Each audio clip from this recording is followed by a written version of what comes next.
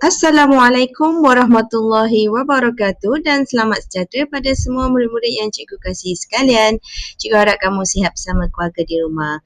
Okey, baiklah. Hari ini kita akan teruskan dengan mata pelajaran Reka Bentuk dan Teknologi tahun 6 dengan tajuk kita iaitu menuai hasil hidroponik.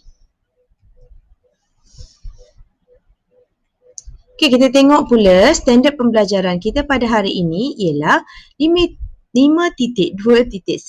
menuai hasil mengikut tempoh matang dan fizikal tanaman. Manakala objektif pembelajaran kita pada hari ini iaitu pada akhir PDPC murid-murid dapat mengenal pasti aktiviti memungut hasil tuaian.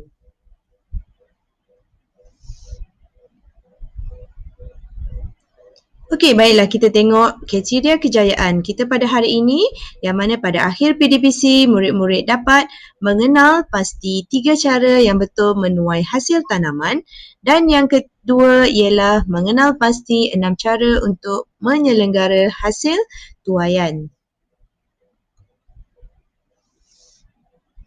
Okey, seterusnya, yang ini kita tengok bagaimanakah cara yang betul untuk kita tuai hasil tanaman kita yang telah masaklah atau telah matang.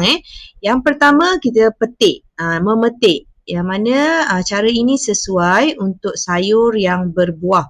Contohnya seperti cili, timun, apa lagi, tomato, okey, dan sebagainya lah. Okey, yang ini cara kedua. Yang ini khas untuk sayur yang berdaun, iaitu dengan cara memotong dengan menggunakan gunting ataupun pisau yang tajam dan bersih. Okey, yang ketiga iaitu mencabut sayur yang berdaun seperti sawi, kailan, bayam dan kangkung. Okey, ini adalah sayur-sayur yang sesuai untuk dicabut. Maknanya cabut tu daripada bekas semaian. Kita cabut semua sekali, termasuk akarnya sekali. Okey, yang kedua tadi kita potong akar dia. Yang ini kita hanya ambil sekali dengan akarnya. Okey, ini adalah cara yang betul untuk menuai hasil tanaman yang telah matang. Okey, seterusnya proses yang kita perlu buat apabila kita dah tuai hasil kita, hasil tanaman kita. Yang pertama, kamu perlu kumpul. Okey, iaitu proses mengumpul. Kumpul di tempat teduh supaya kualiti hasil tidak terjejas. Yang mana kita kena daripada kebun tu, sayur-sayur yang dah kita kutip daripada kebun tu, kita kena kumpul dan letakkan di tempat yang teduh. Jangan dah kumpul, kamu letak bawah cahaya matahari.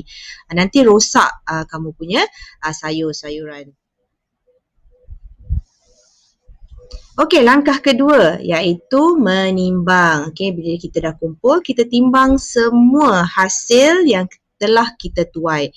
Sebabnya kita nak rekod hasil tuaian. Okey, kita nak tahu berapa keseluruhan berat hasil tuaian kita itu.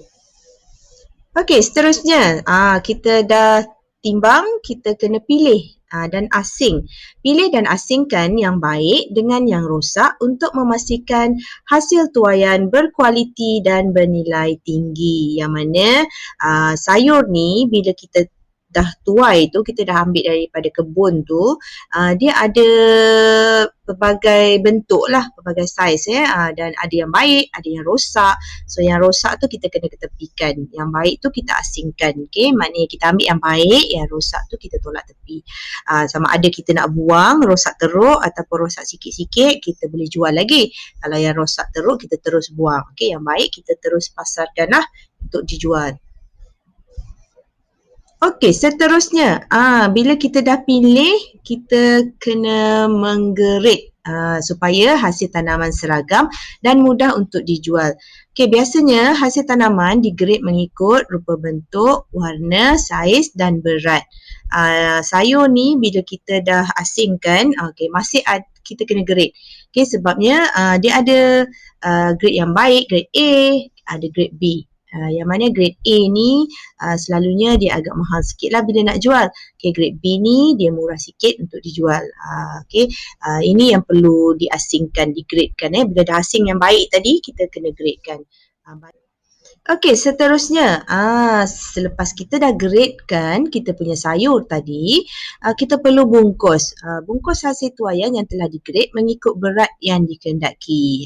Contohlah, kalau dia nak berat dia 500 gram, bungkus semua hasil tanaman tadi, hasil tuaian tadi yang dah digradekan tadi dengan 500 gram setiap paket tu. Okay, pembungkusan dapat mengelakkan kerosakan hasil tanaman ketika diangkut dan mudah dijual. Bila kita angkat kan dia dah letak dalam plastik, maknanya sayur kamu tidak rosak. Okay, sebab itulah perlu dibungkus. Okay, dan bila nak jual pun mudah. Okey, seterusnya iaitu proses yang terakhir yang mana kamu bila dah bungkus perlulah disimpan. Mana sayur-sayur yang telah dibungkus tadi perlu disimpan di dalam peti sejuk supaya dapat mengekalkan kesegarannya sebelum dipasarkan. Okay, kalau kamu tak simpan dalam peti sejuk, kamu dah bungkus, kamu letak je kat luar, sayur tu akan berpeluh kan, dia ada wap kat dalam plastik tu kan, so nanti akan menyebabkan sayur itu rosak. Cepat rosak lah. Belum sempat kamu nak pasarkan di kedai-kedai, sayur tu dah rosak. Sebab itulah perlu simpan dalam peti sejuk untuk kekalkan kesegaran dia. Okey, itu adalah 6 langkah penyelenggaraan. Okey, maknanya selepas kamu dah tuai tu 6 cara ni perlu kamu ikut. Untuk kamu sebelum kamu jual ke kedai lah. Okay, kalau jual kat pasar selalunya sayur tu tak adalah bungkus.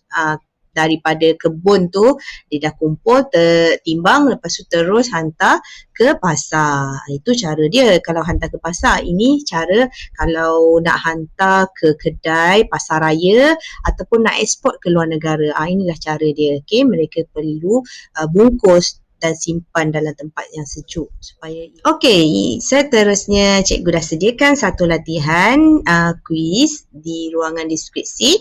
Kamu boleh ambil kuis tu dan tekan je link yang diberikan dan kamu boleh jawab soalan tersebut. Okey, kita dah sampai di sesi akhir pembelajaran kita pada hari ini. Cikgu ucapkan terima kasih banyak-banyak pada kamu semua yang sudi mendengar sehingga akhir pembelajaran. Okay, cikgu harapkan kamu faham dan boleh mengikut pelajaran kita pada hari ini iaitu menuai hasil tanaman. Okey, baiklah, sebelum cikgu undur diri, cikgu harap kamu dapat menekan satu butang like, share, komen yang membina dan juga yang penting sekali ialah subscribe channel Cikgu Azlina Lin. Okey, semoga dengan kamu punya subscribe itu dapat memberi satu perangsang dan semangat pada cikgu untuk menghasilkan video-video yang lebih menarik. Okey, baiklah, sampai di sini saja. Kita jumpa lagi di lain hari, di lain masa. Assalamualaikum dan